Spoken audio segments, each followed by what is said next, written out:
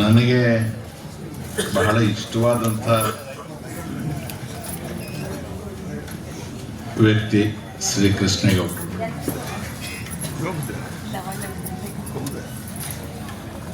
ಅವರ ಕೃತಿಗಳ ಬಿಡುಗಡೆ ಸಮಾರಂಭ ಅಧ್ಯಕ್ಷತೆಯನ್ನು ನಾನು ಇನ್ನೂ ಹೆಚ್ಚಿಗೆ ಇಷ್ಟಪಡ್ತಕ್ಕಂಥ ವ್ಯಕ್ತಿ ಶ್ರೀ ನಾಗ್ತಿಹಳ್ಳಿ ಇರ್ತಾರೆ. ಹಲವಾರು ಮಾತುಗಳನ್ನು ಕೇಳಿದೆ. ಶಿವಪ್ಪನವರು ನನಗೆ ಒಂದು ಎಲ್ಲ ಸತ್ಯ ಅಂತ ಅನ್ನಿಸ್ತು, ನಿಮ್ಮ ಡೇಟ್ ಆಫ್ ಬರ್ತ್ ಬಗ್ಗೆ ಸ್ವಲ್ಪ ಡೌಟ್ ಇದೆ ನನಗೆ. 90 ಅಂತ ಪರಿಚಯ ಮಾಡಿಸಿದ್ರು, ಇದು ಸಾಧ್ಯವ ಅಂತ ಸ್ವಲ್ಪ ಅನುಮಾನ. ನಾನೇ ನಿಮ್ಮ ಮೇಲೆ ಆಪಾದನೆ ಮಾಡ್ತಾ ಇಲ್ಲ, ಸ್ಪಷ್ಟೀಕರಣ.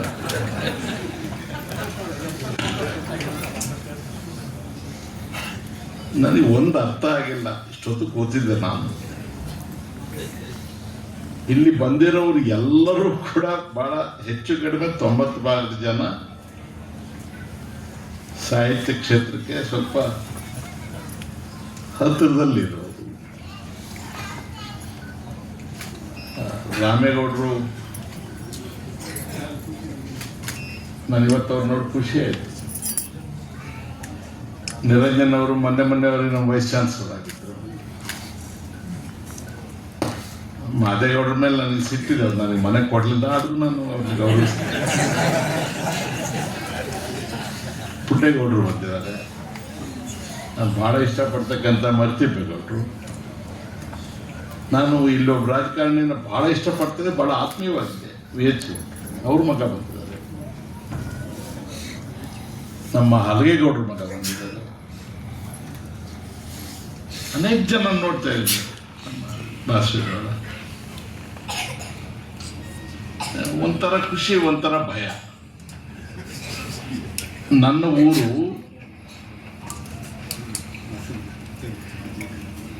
ಹೇಳಿದ್ನಲ್ಲ ಪುಟ್ಟೇಗೌಡ್ರದ್ದು. ಅಯ್ಯೋ, ಇವರಿಗೆ ನನ್ನ ವಯಸ್ಸಾಗಿದೆ, ನೆನಪಿರುತ್ತೆ ಅಂತ. ಇಲ್ಲ, ಇದೆ, ಪರವಾಗಿಲ್ಲ. ಪುಟ್ಟೇಗೌಡರು ನನಗೆ ಭಾಳ ಆತ್ಮೀಯ ಸ್ನೇಹಿತರು, ನಾನು ಅವ್ರನ್ನ ಮರೆಯೋ ಪ್ರಶ್ನೆನೇ ಇಲ್ಲ. ಕಡೇ ಊರ್ನ ರಾಜ್ಯದ ಭೂಪಟ ತೆಗೆದು ನೋಡಿದ್ರೆ ನೀವು, ಜಿಲ್ಲೆ ಗಡಿ ಜಿಲ್ಲೆ, ಅದರಲ್ಲಿ ಗಡಿ ತಾಲೂಕು, ಅದರಲ್ಲಿ ನನ್ನ ಸ್ವಗ್ರಾಮ. ನಾನು ಎಲ್ಲಿ ಇವತ್ತು ಬೆಳಗ್ಗೆ ಹೊರಟಿಲ್ಲಿಗೆ ಬಂದೆ, ಅದು ಬಾರ್ಡರ್ ಇದೆ. ಅಲ್ಲಿಂದ 2-3 ಕಿಲೋಮೀಟರ್ ಹೋದ್ರೆ ಆಂಧ್ರ. ನಮಗೆ ಕನ್ನಡ ಮೀಡಿಯಮ್ಮೇ ಸ್ಕೂಲೆಲ್ಲ, ಅದರ ಪಾಠ ತೆಲುಗಲ್ಲಿ ಮಾಡೋದು. ಮೇಷ್ಟ್ರು ಕನ್ನಡವನ್ನು ತೆಲುಗಲ್ಲಿ ಹೇಳೋದು ನಮಗೆ. ನಮಗೆ ತೆಲುಗು ಅಕ್ಷರ ಬರೋದಿಲ್ಲ, ಕನ್ನಡವನ್ನು ತೆಲುಗು ಥರ ಮಾತಾಡ್ತೇವೆ. ನೀವು ಕರ್ಕೊಂಡು ಬಂದು ನನ್ನ ಇಲ್ಲಿ ಕೂಡಿಸಿ, ಏನು ನಾನು ನಿಮ್ಗೆ ಅನ್ಯಾಯ ಮಾಡಿದ್ದೆ? ಎಷ್ಟು ಗೌರವ ಪ್ರೀತಿಯಿಂದ ನನ್ನ ಜೊತೆ ನಡ್ಕೊಂಡಿದ್ದೆ. ನೀವು ಹೀಗೆ ಮಾಡ್ಬೋದಾ? ನನಗೆ ತಳವಾರ ಹೇಳಿದ್ರು ಪರೀಕ್ಷೆ ಇರ್ತ. ಯಾರಿಗೆ ಪರೀಕ್ಷೆ? ನಿಮಗೆ ಅಲ್ಲ. ನೀವು ನೋಟ್ಸ್ ಮಾಡ್ಕೊಂಡ್ಬಂದ್ರಿ, ಎಲ್ಲ ಅದನ್ನ ನೋಡ್ಕೊಂಡು ಚೀಟಿ ಎಲ್ಲ ಹೇಳ್ಬಿಟ್ಟು. ಇವಪ್ಪನವ್ರು ಕೇಳೋದೇ ಬೇಡ, ಅವರು ಅದೇ ಕೆಲಸ.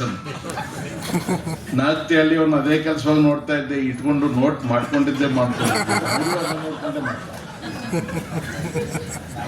ನಮಗೇನು ಭಯ ಏನಿಲ್ಲ. ಈ ದೇಶ ನಡೆಯೋದೇ ಹಿಂಗೆ. ನೋಟ್ಸ್ ಮಾಡಿದವರು, ಓದ್ಕೊಂಡವರೆಲ್ಲ ಕೆಳಗಿರ್ತೀರಿ, ನಾವು ಏನು ಮಾಡ್ಕೊಂಡಿರ್ತೀವಿ.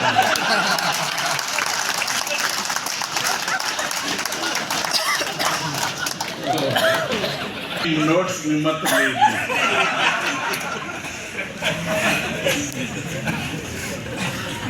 ಅಲ್ಲಮ್ಮ ಪ್ರಭುಗಳ ಮಾತನ್ನ ಕಡೆ ನನಗೆ ಕನ್ನಡ 7ನೇ ತರಗತಿವರೆಗೆ ಓದಿರೋದು ನಾನು ಕೃಷ್ಣೇಗೌಡ್ರೆ. ನಮ್ಮ ಹಳ್ಳಿಯಲ್ಲಿ 7ನೇ ತರಗತಿಯವರೆಗೆ ಕನ್ನಡ ಓದಿದ ಮೇಲೆ, ಆಗ ನಮ್ಮಲ್ಲೆಲ್ಲೂ ಹೈಸ್ಕೂಲ್ ಇರಲಿಲ್ಲ, ಮಧ್ಯಮ ವರ್ಗದ ಕುಟುಂಬ, ಅಥವಾ ಇನ್ನೂ ಒಂದು ಹೆಜ್ಜೆ ಕೆಳಕ್ಕೆ ಇದ್ವಿ. ನಮ್ಮ ಅಣ್ಣ ನಾನು ಓದಬೇಕು, ಏನೋ ಒಳ್ಳೆ ಸ್ಥಾನಕ್ಕೆ ಬರಬೇಕು ಅಂತ ಹೇಳಿ ಬೆಂಗಳೂರಿಗೆ ಕರ್ಕೊಂಡು. ನಾವು ಬ್ರಾಹ್ಮಣರು, ಸರ್ಕಾರಿ ನೌಕರಿಗೆ ಸೇರ್ಕೋಬೇಕು ಇಲ್ಲ ಇನ್ನು ಆ ಥರದ ಟಿಪಿಕಲ್ ಆಗಿ ಯೋಚನೆ ಮಾಡ್ತಕ್ಕಂಥ ಕುಟುಂಬಗಳು ನಮ್ಮವೆಲ್ಲ. ನನಗೆ ಇಂಗ್ಲೀಷ್ ಮೀಡಿಯಂ ಕೊಡಿಸಿ, ಕನ್ನಡವೇ ಬರೋದಿಲ್ಲ. ಊರಿಂದ ಬಂದು ಬೆಂಗಳೂರಲ್ಲಿ ಕನ್ನಡ ಮಾತಾಡೋದನ್ನು ಕಲ್ತ್ಕೋಬೇಕಾದ್ರೆ ಅವರು ಆ ಗಾಂಧಿನಗರ ಹೈಸ್ಕೂಲ್ ಅಂತ MPL ಶಾಸ್ತ್ರಿಗಳು ನಮ್ಮ ಪ್ರಿನ್ಸಿಪಾಲ್ ಆಗಿದ್ದರು. ಏಡೆಡ್ ಸ್ಕೂಲ್ ಅದು, ಸರ್ಕಾರಿ ಶಾಲೆ ಥರ. ಬಟ್ ಅಲ್ಲಿ ಇಂಗ್ಲೀಷ್ ಮೀಡಿಯಂ ತಗೋಬೇಕಾದ್ರೆ ಸಂಸ್ಕೃತ ತಗೋಬೇಕು ಅಂತಾರೆ. ನೋಡಿ ನನ್ನ ಅವಸ್ಥೆ ಏನೇನು ಆಗಿದೆ, ಜೀವನದುದ್ದಕ್ಕೂ ಹಿಂಗೆ ಆಗೋಯ್ತು ನನಗೆ. ಕನ್ನಡ ಹೇಳಕ್ ನಿಂತೋಯ್ತು, ಸಂಸ್ಕೃತ ತಗೊಳ್ದಾದ್ರೆ ಇಂಗ್ಲೀಷ್ ಮೀಡಿಯಂ ಕೊಡಲ್ಲ, ಇಂಗ್ಲೀಷ್ ಮೀಡಿಯಂ ತಗೊಳ್ದಾದ್ರೆ ಮುಂದೆ ಕೆಲಸಕ್ಕೆ ಹೋಗ್ತಾಗಲ್ಲ. ಅದು ಆಗ್ಲಿಲ್ಲ, ಲಾಸ್ಟ್ ಇಲ್ಲಿಂದ ಬಂದು ಸಿಕ್ಕಾಕ. ಈ ಭಾಷೆ ಇದೆಯಲ್ಲ, ಪ್ರಾಣಿಗಳಿಗೆ ಭಾಷೆ ಬರೋದಿಲ್ಲ. ಹೇಗೆ ಮಾತಾಡೋದು ನಮ್ಮನ್ನ? ಹಸು, ಕರು, ಎಮ್ಮೆ, ನಾಯಿ, ಹುಲಿ, ಸಿಂಹ, ಕುದುರೆ, ಆನೆ, ಅವ್ರ ಭಾಷೆ ಇಲ್ವಲ್ಲ. ನಮಗೆ ಭಾಷೆ ಇದೆ. ಎಷ್ಟೋ ಲಕ್ಷ ವರ್ಷಗಳಾದ್ಮೇಲೆ ವಿಕಾಸದ ಹಾದಿಯಲ್ಲಿ ನಾವು ಭಾಷೆಯನ್ನ ಪಡ್ಕೊಂಡು, ಆದರೆ ನಾವೆಲ್ಲ ಬಹಳ ಪ್ರಯತ್ನ ಪಟ್ಟು ಆ ಭಾಷೆಗಿದ್ದ ಗೌರವ ಎಲ್ಲ ಕಳೆದು ಬಿಟ್ಟಿದ್ದೀವಿ. ಆದ್ರಿಂದ ನಮಗೂ ನೀವು ಪ್ರಶಸ್ತಿ ಕೊಡ್ಬೇಕು.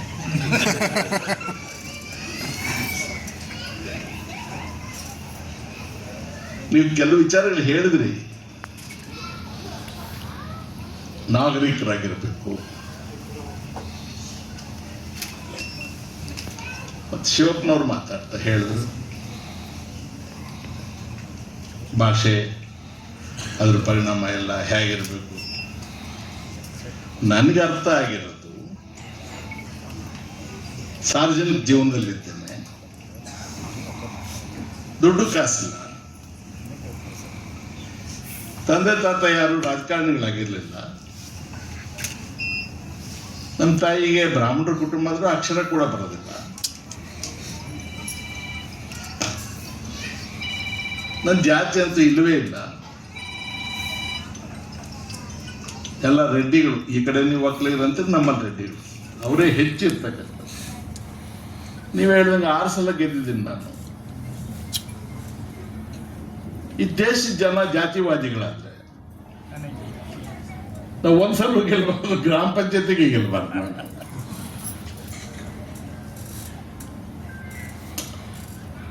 ಭಾಷೆ ಇದೆಯಲ್ಲ, ಮನಸ್ಸು ಮಾತಾಡ್ಬೇಕು, ಹೃದಯ ಮಾತಾಡ್ಬೇಕು.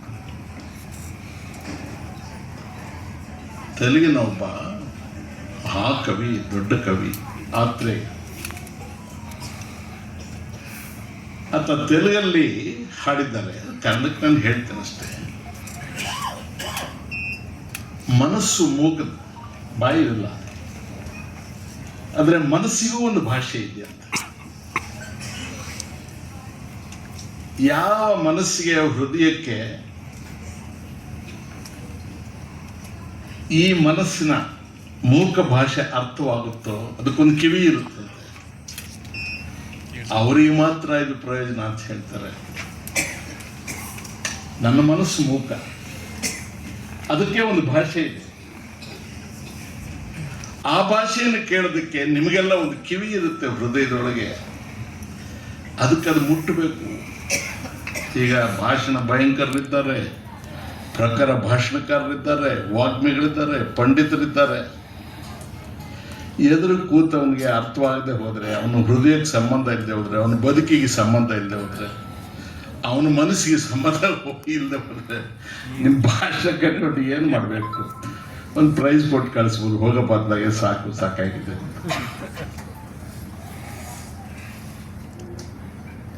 ಭಾಷೆ ತನ್ನ ಗಾಂಭೀರ್ಯವನ್ನು ಕಳೆದುಕೊಡ್ತಾ ಇದೆ, ತನ್ನ ಮಹತ್ವವನ್ನು ಕಳ್ಕೊಳ್ತಾ ಇದೆ, ತನ್ನ ಗೌರವ ಕಳ್ಕೊಳ್ತಾ ಇದೆ. ಕೆಲವರಿಗೆ ಅಹಂಕಾರ,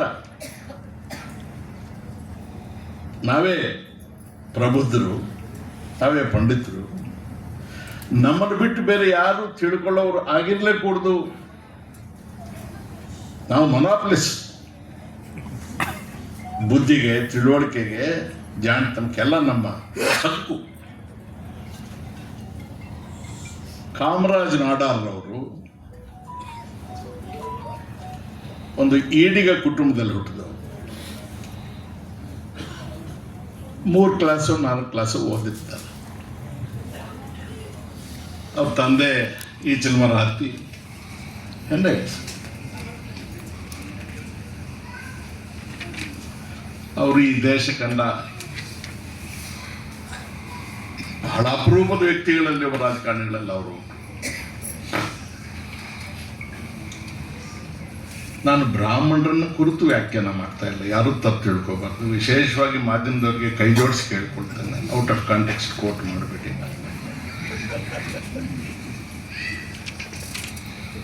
ಇವ್ರಿಗೆಲ್ಲ ಏನು ಭಾವನೆ ಇರುತ್ತೆ ಅಂದರೆ, ಆತ ಓದ್ದವನಲ್ಲ, ಆತಗೆ ಇಂಗ್ಲಿಷ್ ಬರೋದಿಲ್ಲ, ಆತ ಅಂತ ಸಮರ್ಥ ನಾಯಕ ಆಗೋದು ಸಾಧ್ಯ ಇಲ್ಲ ಅಂತಕ್ಕಂಥ ಒಂದು ಭಾವನೆ ಅವರಿಗೆ. ತಾವೇ ಕೂತ್ಕೊಂಡಾಗ ಕಾಮರಾಜ್ ನಾಡರ್ ಅಂತಹವ್ರ ಬಗ್ಗೆ ಕೆಲವು ಬಹಳ ಕೆಳಮಟ್ಟದ ಜೋಕ್ಸ್. ಕಾಮರಾಜ್ ನಾಡರ್ ಅವ್ರನ್ನ ಒಂದು ಕಾನ್ವೆಂಟಿಗೆ ಕರೆದಿದ್ರಂತೆ, ಭಾಷಣ ಮಾಡೋಕ್ಕೆ ಮುಖ್ಯಮಂತ್ರಿ ಅಂತ ಕರೆದಿರ್ತಾರೆ. ಪ್ಲೀಸ್ ಅಡ್ರೆಸ್ ದಿ ಗ್ಯಾದರಿಂಗ್ ಅಂತ ಹೇಳಿದ್ರಂತೆ. ಕಾಮರಾಜ್ ನಾಡರ್ ಅವ್ರಿಗೆ ಅದು ಅರ್ಥವಾಗಲಿಲ್ವಂತೆ, ಅವ್ರ ಮನೆ ಅಡ್ರೆಸ್ ಹೇಳ್ಬಿಟ್ರು. ಅಂದ್ರೆ ಏರೋಪ್ಲೇನ್ ಅನ್ನು ಕಂಡುಹಿಡಿದವನು ಮನುಷ್ಯನೇ, ಹಿರೋಶಿಮಾ ನಾಗಸಾಕಿಯಲ್ಲಿ ಬಾಂಬ್ ಹಾಕಿದ್ದ ಬಾಂಬನ್ನು ಕಂಡುಹಿಡಿದವನು ಮನುಷ್ಯನೇ. ಕಾಮರಾಜ್ ನಾಡರ್ ಅಂತಹವರನ್ನ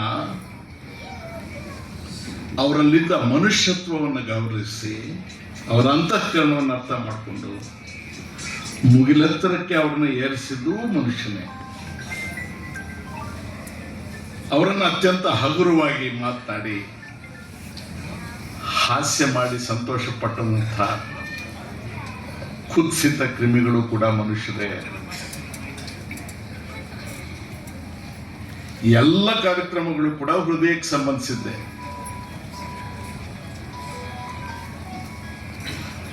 ಹೊಳೆಯ ಮರಳು ಅಂದ್ರೆ ಹೊಳೆ ಹೋಗುತ್ತಲ್ಲ ಅದ್ರಲ್ಲಿ ಬರೋ ಮರಳು. ಯಾಕಂದ್ರೆ ಕಾರಣದ ಸ್ವಲ್ಪ ಕಷ್ಟ ಇದೆಯಲ್ಲ ನಮಗೆ. ಹೊಂಗೆ ನೆರಳಿದ್ರೆ ಹೊಂಗೆ ಮರದ ಕೆಳಗೆ, ಅದು ನಮಗೆ ಯಥೇಚ್ಛವಾಗಿದೆ ಮರಳು. ಅವರೇ ಸೊನೆ ಈಗ ಸೀಸನ್,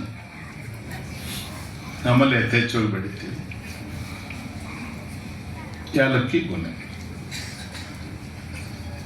ನಿಮ್ಮ ಟೈಟಲ್ಸ್ ಅಲ್ಲೇ ನಮ್ಗೆ ಅರ್ಥವಾಗುತ್ತೆ ನೀವು ಹೆಸರಿಗೆ ಇಲ್ಲಿದ್ದೀರಿ ಅಷ್ಟೇ, ನೀವಿನ್ನೂ ಅಲ್ಲೇ ಇದ್ದೀರಿ, ನಿಮ್ಮೂರಲ್ಲೇ ಇದ್ದೀರಿ, ನೀವು ಬಂದಿಲ್ಲ. ಎಲ್ಲಿವರೆಗೆ ನೀವು ನಿಮ್ಮೂರಲ್ಲೇ ಇರ್ತೀರೋ ಅಲ್ಲಿವರೆಗೆ ನಾವು ನಿಮ್ಮನ್ನು ಗೌರವಿಸೋದು. ನಾನು ಬೇರೆಯವ್ರನ್ನ ಖುಷಿ ಪಡಿಸೋನಲ್ಲ. ಆಮೇಲೆ ನಿಮ್ಮ ಮಿಸಸ್ ಅವರಿಗೆ ಅಮ್ಮ ಕಲ್ಪನಾ ಅವರು ಮನೆಗೆ ಬಂದು ನಾನು ಸ್ವಲ್ಪ ದೃಷ್ಟಿ ತೆಗೆದು ಇವತ್ತು ಕೆಲವ್ರ ಕಣ್ಣು ಒಳ್ಳೇದಲ್ಲ. ನನಗೆ ಒಂದು ಅನುಮಾನ ಇದೆ ಗೌಡ್ರೆ, ನೀವು ಸತ್ಯ ಹೇಳ್ಬೇಕು ಮಾತಾಡೋದು. ಇವರೆಲ್ಲರೂ ಸೇರಿ ನಿಮ್ಮ ವೈಯಕ್ತಿಕ ಜೀವನದಲ್ಲಿ ನೀವು ಎಷ್ಟು ನಿರ್ಮಲವಾಗಿದ್ದೀರಿ, ದಾಂಪತ್ಯ ಜೀವನ ನಡೆಸಿದ್ದೀರಿ, ಮತ್ತು ಯಾರನ್ನೂ ಕಣ್ಣೆತ್ತಿ ನೋಡಿಲ್ಲ ಅನ್ನೋ ಥರದ ಸರ್ಟಿಫಿಕೇಟ್. ಇವ್ರು ಯಾರು ಸರ್ಟಿಫಿಕೇಟ್ ನೋಡಿ, ಅವರೆಲ್ಲ ಸಾಹಿತ್ಯ. ನೀವು ಅರ್ಥ ಮಾಡ್ಕೋಬೇಕು, ನಾನು ಹಳ್ಳಿಯವನು, ನಾನು ಓದಿರೋದೇ ಕಡಿಮೆ, ಕರೆಸಬಾರ್ದಾಗಿತ್ತು, ನನ್ನ ಕರೆಸಿದ್ದೀರಿ. ಈಗ ನಗಾಡಿದ್ರೆ ನಾವೇನು ಮಾತಾಡೋದು? ಆ ಸತ್ಯವನ್ನ ನೀವೇ ಹೇಳಬೇಕು. ಅದಕ್ಕೂ ಮಿಗಿಲಾಗಿ ನೀವು ಒಳ್ಳೆಯವರೇ ಇರಬೇಕು. ಲಕ್ಷಣವಾಗಿದ್ದರೆ ಆಳು ಕಟ್ಮಸ್ತಾಗಿದ್ದರೆ ಯಾರಾದರೂ ಪ್ರಪಂಚ ಆಸೆ ಪಡ್ತಾರೆ. ಆ ಥರ ಎಲ್ಲಾದರೂ ಎಡವಿದ್ದು ಉಂಟಾ? ಭಾಳ ಸೀರಿಯಸ್ ಆಗಿರ್ತದೆ. ಏನು ನೀವು ಒಬ್ಬರೇ ನಗ್ಸೋದು? ನಮೀಗ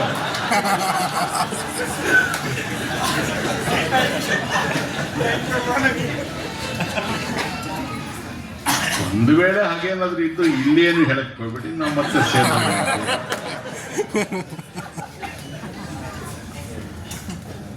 ನನಗೆ ಬರ್ತಾ ದಾರಿಯಲ್ಲಿ ಮದ್ದೂರು ಟಿಫಾನಿಸ್ ಹೋಗಿದ್ದೆ, ಕಾಫಿ ಕುಡಿಯೋಣ ಅಂತ. ನಮ್ಮ ಸ್ನೇಹಿತರೆಲ್ಲ ಬಂದಿದ್ದಾರೆ. ಅಲ್ಲಿ ಒಂದು ಹೆಣ್ಣು ಮಗು ಪಾಪ ಸಪ್ಲೈ ಮಾಡ್ತಾರೆ. ನನ್ನ ಹತ್ರಕ್ಕೆ ಬಂದು ನಿಂತ್ಕೊಂಡು ನಮಸ್ಕಾರ, ಏನು ಮಗಳೇ ಸರ್, ನಿಮ್ಮ ಜೊತೆ ಒಂದು ಫೋಟೋ ತಗೋ. ಅಯ್ಯೋ ಬಾರಮ್ಮ, ಅದಕ್ಕೇನು. ನನ್ನ ಹತ್ರ ಅವಳು ಮಾತಾಡುವಾಗ ಅವಳ ಕಣ್ಣಂಚಿನಲ್ಲಿ ನೀರಿತ್ತು. ಯಾಕಮ್ಮ ಅಂತ ಕೇಳಿ, ನಾನು ಎಲ್ಲೋ ಮಾತಾಡುವಾಗ ಹೇಳಿದ್ದೇನೆ, ಯಾರು ಕೋಪಿಷ್ಠರಾಗಿರ್ತಾರೆ ಅವ್ರ ಮನೆ ನರಕ ಆಗೋಗಿರುತ್ತೆ, ಕೋಪಿಷ್ಠನಿಗೇನು ಗೊತ್ತಾಗೋದಿಲ್ಲ, ಮನೆಯವ್ರಿಗೆ ಆ ನರಕ ಯಾತನೆ ಗೊತ್ತಿರುತ್ತೆ ಅಂತ ಹೇಳಿದ್ನಂತೆ. ನನಗೆ 2 ನಿಮಿಷ ಹೆಜ್ಜೆ ಕೂಡ ಮುಂದೆ ಇಡಕ್ಕಾಗಲಿಲ್ಲ. ನನ್ನ ಬಹಳ ಕೆಟ್ಟ ದೌರ್ಬಲ್ಯ ಅಂದರೆ ನನ್ನ ಕೋಪ. ಪ್ರತಿ ಸಲ ಅದಕ್ಕೆ ಬಲಿ ಪಶು ನನ್ನ ಆಗಲಿ ಹೋದ ನನ್ನ ಹೆಂಡತಿ. ಎಷ್ಟು ನರಕ ಅವಳು ಅನುಭವಿಸಿರ್ಬೋದು. ಅವಳು ಇಲ್ಲಿ ಕೂತಿದ್ದೇನೆ, ಇವರೆಲ್ಲ ಹೇಳ್ತಾರೆ ನೀವು ಸಿಟ್ಟೇ ಮಾಡ್ಕೊಂಡಿಲ್ಲ, ಮಕ್ಕಳನ್ನ ಪ್ರೀತಿಯಿಂದ ನೋಡಿದ್ದೀರಿ, ನಿಮ್ಮ ಶ್ರೀಮತಿ ಹೋದಾಗ ಒಂದೊಂದು ಏಟು ತೆಗೆದು ನನ್ನ ಕಪಾಳಕ್ಕೆ ಹಾಕ್ತಾನೆ.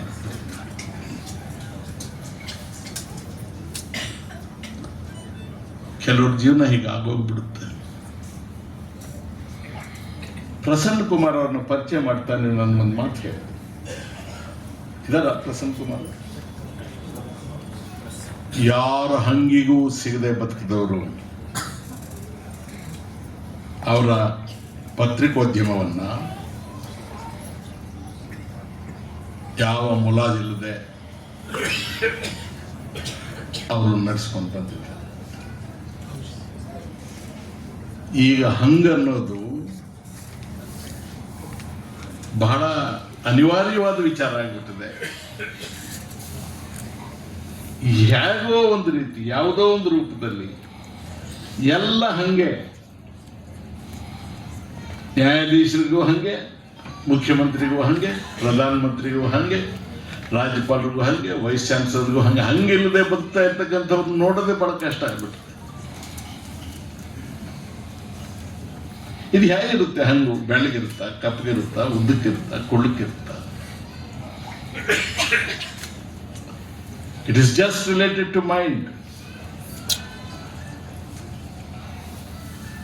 ಹಂಗಿಗೆ ಒಳಗಾಗಬಾರದು ಅಂತ ಹೇಳಿ ನಿರ್ಭೀತಿಯಿಂದ ವರ್ತಿಸ್ತಕ್ಕಂಥವ್ರಿಗೆ ನೆಮ್ಮದಿ ಇರೋದಿಲ್ಲ.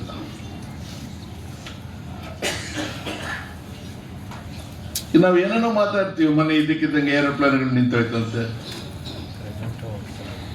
ಒಂದೊಂದ್ಸಲ ಇದಕ್ಕಿದ್ದಂಗೆ ಸಕ್ಕರೆ ಅಭಾವ, ಗೊಬ್ಬರದ ಅಭಾವ, ಹೀಗೆಲ್ಲ ಮಾತಾಡ್ತೀವಿ. ಅವೆಲ್ಲ ಕೃತಕ ಅಭಾವಗಳು. ನಿಜವಾದ ಅಭಾವ ಸಾರ್ವಜನಿಕ ಸಿಟ್ಟು ಇಲ್ಲವೇ ಇಲ್ಲ. ಈಗ ನಾಗ್ತಿಹಳ್ಳಿಯವರೇ, ಸಾರ್ವಜನಿಕ ಸಿಟ್ಟು ಕಾಣದೇ ಇಲ್ಲ. ಎರಡನೇ ಅಭಾವದ ವಸ್ತು ಅಂದ್ರೆ ಸಾರ್ವಜನಿಕ ಲಜ್ಜೆ. ನಮಗೆ ಲಜ್ಜೆನೇ ಇಲ್ರಿ.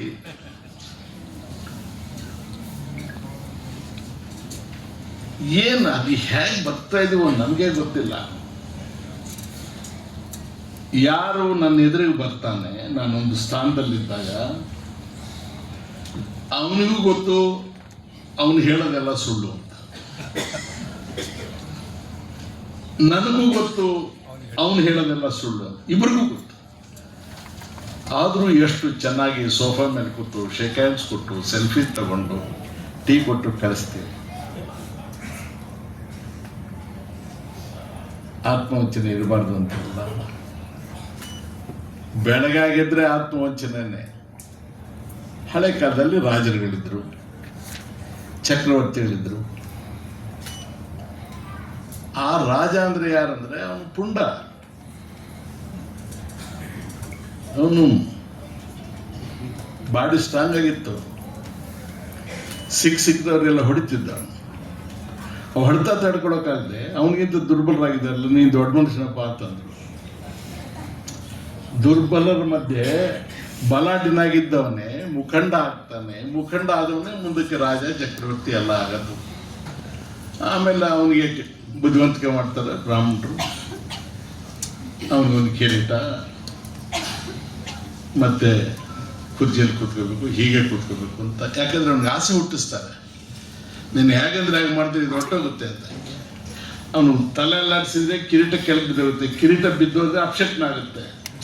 ತರಲೆ ಮಾಡಬಾರ್ದು, ಅವನು ಬಲಾಢ್ಯನಾಗಿದ್ದಾನೆ, ಸುಮ್ಮನೆ ಕೂತಿರ್ಬೇಕು, ಅವ್ನು ಕಂಟ್ರೋಲ್ ಮಾಡಿ ಬ್ರಾಹ್ಮಣ ಹುಟ್ಕೊತಾರೆ. ಹೇಗಿದೆ ನೋಡಿ ಸುಸ್ತನೇ. ಇವನಿಗೆ ಬೆವರು ಸುರಿಸಬಾರ್ದು, ಊಟ ಆಗಬೇಕು. ಅವನಿಗೆ ರಾಜನಾಗಿ ಮುಂದುವರಿದು, ಇವನು ವೆಸ್ಟೆಡ್ ಇಂಟ್ರೆಸ್ಟ್ ಇವಂದು, ಅವನು ವೆಸ್ಟೆಡ್ ಇಂಟ್ರೆಸ್ಟ್ ಅವನು. ಇವನಿಗೆ ರಾಜನಿಗೆ ಸ್ವಲ್ಪ ಪೈಸಾ ಆಗ್ತಾ ಆಸೆ, ಇದು ನನಗೆ ಅಂತ್ಯ ಆಗೋದು, ನನ್ನ ಮಗನೂ ಆಗೋದು. ಅವನು ಮಗ ಶುದ್ಧ ವಿವೇಕಿ, ಬಟ್ ಆದರೂ ರಾಜನ ಮಗ ಅವನು. ಅವನನ್ನ ಯೋಗ್ಯಸ್ಥ ಅಂತ ಹೇಳಿ ಇಡೀ ಸಮಾಜಕ್ಕೆ ಒಪ್ಪಿಸ್ಬೇಕಲ್ಲ, ಅದಕ್ಕೆ ಹೊಗಳು ಪಟ್ಟರು ಅಂತ ಇರ್ತಾರೆ. ವಿಎಂಗಳು ಅಂತ ಕರಿತೀವಿ ನಾವು, ವಂದಿ ಮಾಗದರು. ಆವಾಗ ರಾಜಸ್ಥಾನದಲ್ಲಿ ಮಾತ್ರ ಇರ್ತಾ ಇದ್ರು ವಂದಿ ಮಾಗದರು. ಏನ ವಂದಿ ಮಾಗದ್ರ ಕೆಲಸ? ಅವನ ರಾಜನ ಮಗನಿಗೆ ಕಣ್ಣು ಸರಿಯಾಗಿಲ್ಲ, ಒಂದೀ ಕಡೆಗೆ ಒಂದೀ ಕಡೆಗೆ, ಹಲ್ಲು ಕರೆಕ್ಟಾಗಿ 1.5 ಇಂಚ್ ಈಚೆಗೆ ಬಂದಿದೆ, ಅವನಿಗೆ ಫಿಟ್ಸ್ ಬರುತ್ತೆ, ಅವನಿಗೆ ತೊದಲು. ಇವರು ಈ ವಂದಿ ಮಾಗದ್ರು ಕೂತು ಎಲ್ಲ ಶ್ಲೋಕಗಳೆಲ್ಲ ಬರೀತಾರೆ. ಅವ್ನಿಗೆ ಏನ್ ಹೇಳ್ಬಿಡ್ತಾರ ಲಾಸ್ಟಿಗೆ ಅಂದ್ರೆ, ಮನ್ಮತ ಇದ್ದವನು ಕೂಡ ನಾಚಬೇಕು ಅಂತ ಅಂದ ಚಂದದ ಯುವರಾಜ ಇವನು ಅಂತ ಹೇಳ್ಬಿಡ್ತಾರೆ. ಇವನು ನಾನು ಹೇಳ್ದಂಗೆ ಇರೋದು, ಇವ್ರ ಶ್ಲೋಕದಲ್ಲಿ ಅವನ್ನ ಮನ್ಮಥನಿಗೆ ಮೀರಿದಂತ ಅಂದ ಚಂದದವನು ಅಂತ ಹೇಳಿ. ಆ ಕಾಲಕ್ಕೆ ವಂದಿ ಮಾಗದರು ರಾಜಸ್ಥಾನದಲ್ಲಿ ಇರ್ತಾ ಇದ್ರು. ಈಗ ಗ್ರಾಮ ಪಂಚಾಯತಿಯಿಂದ ಹಿಡಿದು ಪ್ರಧಾನಮಂತ್ರಿವರೆಗೂ ಎಲ್ಲ ಕಡೆಗೂ ವಂದಿ ಮಾಗದನ್ನ ನಾವು ಅಪಾಯಿಂಟ್ ಮಾಡ್ಕೊಂಡಿರ್ತೀವಿ. ಪ್ರಜ್ಞಾಪೂರ್ವಕವಾಗಿ, ಬುದ್ಧಿಪೂರ್ವಕವಾಗಿ ಹೇಳೋದು ಸುಳ್ಳು ಅಂತ ಗೊತ್ತಿದ್ದು ಸುಳ್ಳನ್ನೇ ಸತ್ಯ ಮಾಡ್ತಕ್ಕಂಥ ಒಂದು ಆ ಪ್ರಯತ್ನ. ನೀವು ಭಾಷೆ ಬಳಸಿದ್ರಿ, ಯಾಂತ್ರೀಕೃತ, ಕೃತಕ, ಎಲ್ಲವೂ ಹಾಗೆ ಆಗೋಗಿದೆ ಸರ್. ಈಗ ಎಲ್ಲವೂ ಹಾಗೆ ಆಗೋಗಿದೆ. ನಮ್ಮಲ್ಲಿ ವಿಧಾನಸಭೆಗಳಲ್ಲಿ ಎಲ್ಲ ವೇದಿಕೆಗಳಲ್ಲಿ ಯಾರಾದರೂ ಗಣ್ಯರು ತೀರ್ಕೊಂಡ್ರೆ ಅವರಿಗೆ ಶ್ರದ್ಧಾಂಜಲಿ ಅರ್ಪಿಸ್ತಾರೆ. ಬಾಯಿಗೆ ಬಂದಂಗೆಲ್ಲ ಅವ್ರನ್ನ ಮಾತಾಡಿರ್ತಾರೆ. ಆ ನಾಗರಿಕತೆಯ ಎಲ್ಲ ಸರಹದ್ದು ಮೀರಿಬಿಟ್ಟಿರ್ತಾರೆ. ಆಮೇಲೆ ಒಂದು ದಿವಸ ಗ್ರಾಚಾರಕ್ಕೆ ಅವರು ನೆಗೆದು ಬಿದ್ದು ಹೋಗ್ತಾರೆ. ಮತ್ತೆ ಸತ್ತ ಮೇಲೆ ಅವ್ರಿಗೆ ಶ್ರದ್ಧಾಂಜಲಿ ಅರ್ಪಿಸಲೇಬೇಕಲ್ಲ. ಹಿಂದೆ ನಾನೇನ್ ಮಾತಾಡಿದ್ದೇನೆ ಅನ್ನೋದನ್ನು ಕೂಡ ಮರೆತು ಬಿಟ್ಟು ಮಾತಾಡ್ತಾರೆ ಅಂದ್ರೆ ಅದು ಇದು ಎರಡು ಕೇಳಿದವನು ಅವನು ಬೆಂಚಿಂದ ಕೆಳಗೆ ಕೂತ್ ಬಿಡ್ಬೇಕು, ಕೇಳಬಾರ್ದು. ಒಂದ್ಸಲ ನಾನು ಅಧ್ಯಕ್ಷ, ಬಹಳ ಅದೃಷ್ಟವಂತ ನಾನು. ಎಲ್ಲರೂ ಸಾಯೋ ಹೊತ್ತಿನಲ್ಲಿ ಅಧ್ಯಕ್ಷ ಆಗ್ತಾರೆ. 60, 70, 75, 70. ನನಗೆ 41ನೇ ವಯಸ್ಸಿಗೆ ಅಧ್ಯಕ್ಷ ಆಗಿಬಿಟ್ಟಿದೆ. ಮಲೆ ಕುವೆಂಪು ಅವರಿಗೆ ಶ್ರದ್ಧಾಂಜಲಿ ಅರ್ಪಿಸಿ, ಯಾರೋ ಒಬ್ರು ಅವ್ರ ಹೆಸರು ಹೇಳಕ್ಕಾಗೋದಿಲ್ಲ. ಶ್ರದ್ಧಾಂಜಲಿ ಅರ್ಪಿಸುವಾಗ 5 ನಿಮಿಷ, 10 ನಿಮಿಷ, 15 ನಿಮಿಷ ಬಾಳೆ. ಇವ್ರು 27 ನಿಮಿಷ ಆಯ್ತು, ಬಿಡ್ಲಿಲ್ಲ. ಇನ್ನು ಬೇರೆಯವರು ಮಾತಾಡೋರಿದ್ದಾರೆ. ನಾನು ದುಡುಕಿ ಮಧ್ಯೆ ಏನು ಹೇಳಂಗಿಲ್ಲ. ಅವ್ರಿಗೆ ಬಹಳ ಯೋಚನೆ ಮಾಡಿ ಕೃಷ್ಣೇಗೌಡರನ್ನ ನೆನಪು ಮಾಡ್ಕೊಂಡು, ಅವಾಗ ನೀವು ಪರಿಚಯ ಇಲ್ಲ ನನಗೆ, ನಿಮ್ಮಂಥವ್ರನ್ನ ಯಾರೊಬ್ಬರು ನೆನಪು ಮಾಡ್ಕೊಂಡು ಧೈರ್ಯ ಮಾಡಿ ಆ ಭಾಷಣ ಮಾಡ್ತಾ ಇದ್ದವ್ರಿಗೆ ಹೇಳಿದೆ, ಕುವೆಂಪು ಅವರು ಸ್ವರ್ಗ ಸೇರಿ ಆಯಿತು, ನನಗೆ ಫೋನ್ ಮಾಡಿದ್ರು. ಆಗ ಅವ್ರಿಗೆ ಅರ್ಥವಾಯ್ತು, ನಾನಿನ್ನ ಕುವೆಂಪು ಅವರಿಗೆ ತೊಂದರೆ ಕೊಡೋದು ಸರಿಯಲ್ಲ, ಸ್ವರ್ಗಸ್ಥರಾಗಿದ್ದಾರೆ. ಮಾತಿಗೆ ಮಿತಿ ಇರಬೇಕಾಗುತ್ತೆ. ರೈಟೋ ರಾಂಗೋ ನೀವು ಮಂಜುಗೆ ಹೇಳಿದ್ರಿ, ಮಂಜು ನನಗೆ ಹೇಳಿದ್ರು. ನಾನು ಮಂಜು ಹಂಗಂತ ಸ್ವಲ್ಪ ಇದ್ದೇನೆ, ಬರ್ತೀನಪ್ಪ ಅಂತ ಹೇಳಿದೆ. ಅದನ್ನ ಎದುರಾಕೊಳ್ಳೋಂಗಿಲ್ಲ. ನಾನು ಬಂದ ಮೇಲೆ ಇಲ್ಲಿ ಏನು ಮಾಡೋದು ಅಂತ ಗೊತ್ತಾಗಿಲ್ಲ ನನಗೆ. ಕೃತಿಗಳು ನಾನು ಓದಿಲ್ಲ, ಖಂಡಿತ ಓದ್ತೀನಿ. ನಾನು ಭಾಷಣ ಮಾಡಬೇಕಾಗಿತ್ತು. ಸದ್ಯಕ್ಕೆ ನಾನು ಫಸ್ಟ್ ಎತ್ಕೊಳ್ತೇನೆ, ಉದ್ಘಾಟನೆ ದೀಪ ಬೆಳಗಿದ ತಕ್ಷಣ ಕರೆದಿದ್ರೆ ನಾನು ಇಷ್ಟೊತ್ತು ಮಾತಾಡೋಕ್ಕೆ ಆಗ್ತಿರ್ಲಿಲ್ಲ. ಪರೀಕ್ಷೆ ನನಗೆ ಒಳ್ಳೆಯದಾಯಿತು. ಕೆಲವರು ಹೆಸರುಗಳನ್ನ ಹೇಳಿಲ್ಲ ಅಂತ ಕಾಣ್ತಾ ಮಾತ್ಬಿಟ್ಟು. ಅತ್ಯಂತ ಗೌರವಸ್ಥ ಸಮಾಜ ಸೇರಿರ್ತಕ್ಕಂಥ ಒಂದು ಸಭೆ ಸೋತು ಸುಣ್ಣಾಗಿ ಕರ್ಕಲಾಗ್ಬಿಟ್ಟು ಬೆಳಗಿಂದ ರಾತ್ರಿಯವರೆಗೆ ತೋಟದಲ್ಲಿ ನನ್ನ ಕುರಿ ನೋಡೋದು, ನನ್ನ ಮೇಕೆ ನೋಡೋದು, ಮೀನು ಸಾಕ್ತಾ ಇದ್ದೆ. ಮೊನ್ನೆ ಸೈಕ್ಲೋನ್ ಬಂದ್ಬಿಡ್ತು, ಆ ಚಳಿಗೆ ಆ ಮೀನು ಆಹಾರ ತಗೊಳ್ತು, ಅದಕ್ಕೊಂದು ಔಷಧಿ. ಆ ಕೆಲಸದಲ್ಲೆಲ್ಲ ಇದ್ದೆ ನಾನು. ಇಂಥ ಕಡೆಗೆ ಬಂದು ನಿಮ್ಮಂಥವ್ರ ಮಧ್ಯೆ ನಿಂತ್ಕೊಳ್ಳೋಕ್ಕೆ ಅಧಿಕಾರ ಇಲ್ಲ, ಹಣನೂ ಇಲ್ಲ, ಬುದ್ಧಿನೂ ಇಲ್ಲ. ಹೋಗ್ಲಿ ದೊಡ್ಡ ಬ್ಯಾಕ್ಗ್ರೌಂಡ್ ಅಂದರೆ ಅದೂ ಇಲ್ಲ. ನಮ್ಮನ್ನು ಕರೆಸ್ಕೊಂಡು, ಮೈಸೂರಿನವ್ರು ಭಾಳ ಒಳ್ಳೆ ಜನ ನೀವು. ಕೆಲವು ಸಲ ನಮಗೆ ನಿಮ್ಮ ಮೇಲೆ ಸಿಟ್ಟಿದೆ, ಆದರೆ ನಿಜವಾಗ್ಲೂ ಒಳ್ಳೆಯವ್ರು ಜಾಸ್ತಿ ಇದೆ ನಮ್ಮ ಮೈಸೂರಲ್ಲಿ. ನಮಗೆ ಇಲ್ಲಿ ನಿಮ್ಮ ಮಧ್ಯೆ ನಿಂತ್ಕೊಳ್ಳೋಕ್ಕೆ ಅವಕಾಶ ಕೊಟ್ಟು, ನನಗೆ ಮೈಸೂರಿನ ಮೊದಲನೇ ವ್ಯಕ್ತಿ, ನನಗೆ 21 ವರ್ಷ ವಯಸ್ಸಿದ್ದಾಗ ಪರಿಚಯ ಆದವರು ತುಳಸಿದಾಸ್ ದಾಸ. ಇವತ್ತಿಗೂ ಕೂಡ ಆ ಮನುಷ್ಯನ ವ್ಯಕ್ತಿತ್ವ ನನ್ನ ಕಣ್ಣಿದೆ ನಿಲ್ಲುತ್ತೆ. ಸಂಪನ್ನರವರೆಲ್ಲ ಅವರೆಲ್ಲ ಒಂದು ರೀತಿಯ ಸಂತರು. ನಾನು ಎಲ್ಲೋ ಸಿಟಿಯಲ್ಲಿ ನಿಮ್ಮದು ಫ್ಲೆಕ್ಸ್ಗಳು ನೋಡಲಿಲ್ಲ. ಯಾಕೆ ಹಾಕಿಸ್ಕೋಬೇಕು? ಫ್ಲೆಕ್ಸೇ ಇದ್ದಿದ ಮೇಲೆ ನೀವೆಂತ ಬರಗಾರ ಫ್ಲೆಕ್ಸ್ಗಳು ಹಾಕಿಸ್ತು. ಎಂತೆಂಥ ಫ್ಲೆಕ್ಸ್ಗಳು, ಎಂತೆಂಥ ಜನ, ಏನೇನೆಲ್ಲ ಇದ್ದಾರೆ. ನಮಗೆ ಸೌಭಾಗ್ಯ. ನನ್ನ ತಾಯಿ ನನಗೊಂದು ಪಾಠ ಹೇಳ್ಕೊಟ್ಟಿದ್ದೆ. ಉಳ್ಳವರ ಮನೆ ಬಾಗಿಲಿಗೆ ನೀನು ಹೋದ್ರೆ ಅವರ ಮನೆಯಿಂದ ಹೊರಗೆ ಬರುವಾಗ ಅವ್ರ ಹೊಸ್ರಲ್ಲಿ ನಿಂತ್ಕೋಬೇಕಂತೆ. ನಮ್ಮ ಅಂಗಾಲು ಆ ಹೊಸ್ಲಿಗೆ ಹಾಕಿ ರಾಚಬೇಕು. ಅವರ ಮನೆಯ ಕಾಲಿನ ಧೂಳೇನಾದರೂ ನಮಗೆ ಮೆತ್ಕೊಂಡಿದ್ರೆ ಆ ಧೂಳನ್ನು ಕೂಡ ಅವರ ಅಂಗಳದಲ್ಲೇ ಬಿಟ್ಟು ನಿನ್ನ ಕಾಲು ಶುಭ್ರವಾಗಿ ಇಟ್ಕೊಂಡು ಹೊರಗೆ ಬರಬೇಕು ಅಂತ ಹೇಳಿದ್ರು. ನಾನು ಟಾಲ್ಸ್ಟಾಯ್ನ ಓದಿದ್ದೇನೆ, ಮಾರ್ಕ್ಸ್ ಓದಿದ್ದೇನೆ, ಬಸವಣ್ಣವ್ರನ್ನ ಇಷ್ಟು ಪ್ರಯತ್ನ ಮಾಡಿದ್ದೇನೆ, ವೇಮನನ್ನು ಓದಿದ್ದೇನೆ, ಯೋಗಿ ನಾರಾಯಣ ತಾತಯ್ಯನವ್ರನ್ನ ಓದಿದ್ದೇನೆ. ನನ್ನ ಎಲ್ಲ ಶಕ್ತಿ ಮೇಲೆ ನನಗೆ ಎಷ್ಟೆಷ್ಟು ಬರುತ್ತೆ ಅಷ್ಟು ಅಕ್ಷರ ಜೋಡಿಸ್ಕೊಂಡು ಹೋಗ್ತೇನೆ. ನನಗೆ ಅನಿಸುತ್ತೆ ಅಕ್ಷರ ಜ್ಞಾನ ಇಲ್ಲದ ನನ್ನ ತಾಯಿ ಅಂತ ಪ್ರೊಫೆಸರ್ ನನಗೆ ಯಾರು ಸಿಕ್ಕಲೇ ಇಲ್ಲ. ಅಕ್ಷರಸ್ಥರನ್ನು ಕಂಡ್ರೆ ಬಹಳ ಭಯ ನನಗೆ. ಇವತ್ತಿನ ಸಮಾಜದ ಎಲ್ಲ ಅಪಾಯಗಳು ಕೂಡ ಅಕ್ಷರಸ್ಥರಿಂದಲೇ ಆಗ್ತಾ ಇರೋದು. ಜ್ಞಾನಿಗಳು ಬೇರೆ, ಅಕ್ಷರಸ್ಥರು ಬೇರೆ. ನಮ್ಮ ಸಂತೋಷ ನಾವು ಅಕ್ಷರ ಜ್ಞಾನವೂ ಇಟ್ಕೊಂಡಿದ್ದೀರಿ, ಮನುಷ್ಯರಾಗೂ ಬದುಕ್ತಾ ಇದ್ದೀರಿ, ಜ್ಞಾನಿಗಳು ಆಗಿದ್ದೀರಿ. ನಮ್ಮನ್ನು ನಿಮ್ಮ ಪಕ್ಕದಲ್ಲಿ ಕೂರಿಸ್ಕೊಂಡಿದ್ದೀರಿ. ಶಿವಪ್ಪನವರು ಹೇಳಿದ್ರು, ನಿಮ್ಮ ಕೀರ್ತಿಯಲ್ಲಿ ಶ್ರೀಮತಿ ಕಲ್ಪನಾ ಅವ್ರಿಗೂ ಅಷ್ಟೇ ಶೇರ್ ಇದೆ ಅಂತ. 1-2% ಎಕ್ಸ್ಟ್ರಾ ಕೊಡಿ, ನಿಮ್ಗೇನು ಲಾಸ್ ಇಲ್ಲ. ಮಕ್ಕಳು ಒಳ್ಳೆ ಮಕ್ಕಳು ಹುಟ್ಟಬೇಕಲ್ಲ. ಮಕ್ಕಳು ಕೂಡ ದಾರಿ ತಪ್ಪಿಟ್ರೆ ನಾವೇನು ಮಾಡಂಗಿದ್ದೀವಿ? ಹರಿದ ಮಕ್ಕಳು ಬಿಡಂಗಿಲ್ಲ, ಸಮರ್ಥಿಸಂಗಿಲ್ಲ. ಭಗತ್ ಸಿಂಗ್ನ ಹಡ್ದ ತಾಯಿನೂ ಈ ದೇಶದಲ್ಲಿದ್ದಾಳೆ. ಇವ್ರು ಯಾಕಪ್ಪ ಹುಟ್ಟಿದ್ರು ಅಂತ ಹಣ ಚೆಚ್ಕೊಳ್ಳೋಂಥ ಮಕ್ಕಳು ಹುಟ್ಟಿದ್ದಾರೆ. ಅದು ನಮ್ಮದೇ, ಇದು ನಮ್ಮದೇ.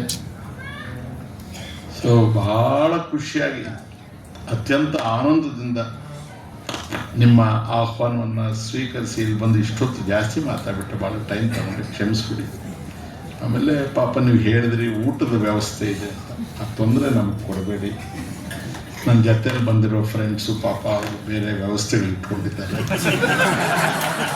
ಅವರು ನನ್ನನ್ನು ತಪ್ಪು ತಿಳ್ಕೊಳ್ತಾರೆ. ನನಗೇನು ಹಾಗೂ ಆಗುತ್ತೆ ಹೀಗೂ ಆಗುತ್ತೆ. ನಾನು ಯಾವ ಸ್ಕೂಲಿಗೆ ಬೇಕಾದರೂ ಸರ್ಕಾರಿ ಶಾಲೆಗೂ ಓಕೆ, ಕಾನ್ವೆಂಟ್ಗೂ ನಾನು ಅವ್ರನ್ನ ಕರ್ಕೊಂಡು ಬಂದಿರೋದು, ನಾವು ಜೊತೆಗೆ ಇರಲೇಬೇಕಾಗುತ್ತೆ. ಅವರು ಸ್ವಲ್ಪ ಇಷ್ಟಪಟ್ಟು ಮಾಡೋ ಕೆಲಸಗಳೆಲ್ಲ ನಾನು ಒಂಚೂರು ಅದರಿಂದ ಈ ಕ್ಲಾಸಿಗೆ ಬರೋದಕ್ಕೆ ಊಟಕ್ಕೆ ನನಗೆ ನೀವು ವಿನಾಯಿತಿ ಕೊಡಬೇಕು ಅಂತ ಹೇಳಿ ನಿಮ್ಮೆಲ್ಲರಿಗೂ ಕೃಷ್ಣೇಗೌಡರಿಗೆ 68ನೇ ಹುಟ್ಟು ಹಬ್ಬದ ಹಾರ್ದಿಕ ಶುಭಾಶಯಗಳು.